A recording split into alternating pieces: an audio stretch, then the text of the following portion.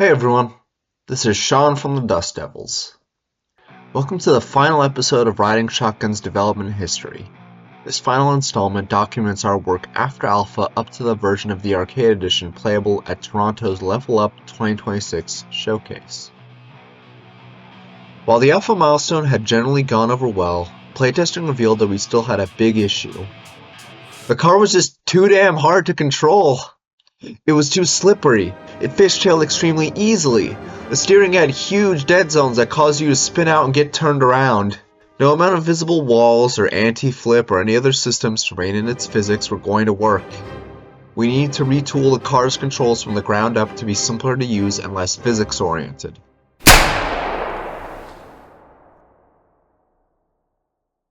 This brings us to our next build, which featured the first version of these new car controls and had very few other changes. Playtesters who were driving immediately had a much more enjoyable time with these new movement physics, even if there were still some hiccups that we needed to iron out. While doing this, we also continued working on the cabinet, which we had gotten materials for and started on back in February, before Alpha. The Arcade Edition was an arcade game after all, so we wanted to make an arcade cabinet to play it on and house the controllers the game used. Development continued pretty smoothly for both the game and the cabinet, until finally, on March 17th, we got the opportunity to showcase both of them together at the Sheridan Games Fest, where the full arcade experience we'd been working towards was made available for the public to play for the very first time. The event lasted around 4 hours, and served as a good stress test for the cabinet, which held up very well throughout it.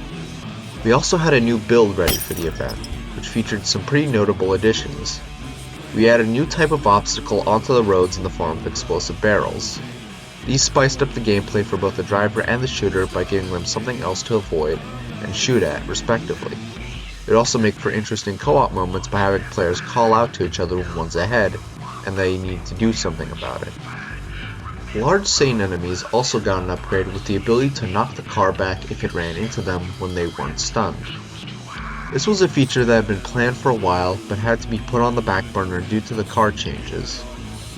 Finally implementing it, though, was very worth it, as it made them feel like the imposing threats they were always meant to be in-game. There were a few other changes and improvements we made in this build as well, such as tightening up the new car controls. Games Fest was a success, but we still had to prepare for the main event, the Level Up 2026 showcase on April 7th, about 3 weeks away.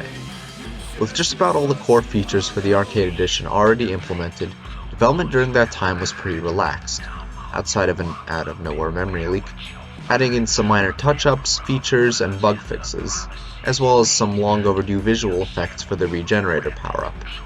This also went for the cabinet as well. Before we knew it, Level Up was here, and the Arcade Edition of Riding Shotgun was being shown off to and played by hundreds of people for just about the whole day. This might be where some of you first heard about the game before you even stumbled onto this channel. Just like at Games Fest, it drew a hell of a crowd, and even won 3rd place in the People's Choice Award for the event, something which I still kind of find hard to believe, personally.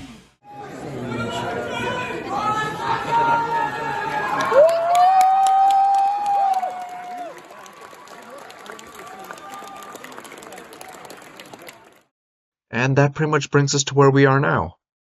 Even though work on the Arcade Edition has wrapped up, for now, ever since then, we've been putting our all into continuing Riding Shotgun through the Steam release, and still are now. Thank you so very much for watching, everyone. Speaking for myself, even though making these videos took a lot of time and energy out of me that could have instead been spent working on the game itself, I'm really glad I decided to make this little series. Both to help get the word out there online a little more, and to also better document our journey working on the game, even if it's a highly abridged version. It was pretty fun to go back and comb through all of these old versions and see just how much it's changed throughout its life.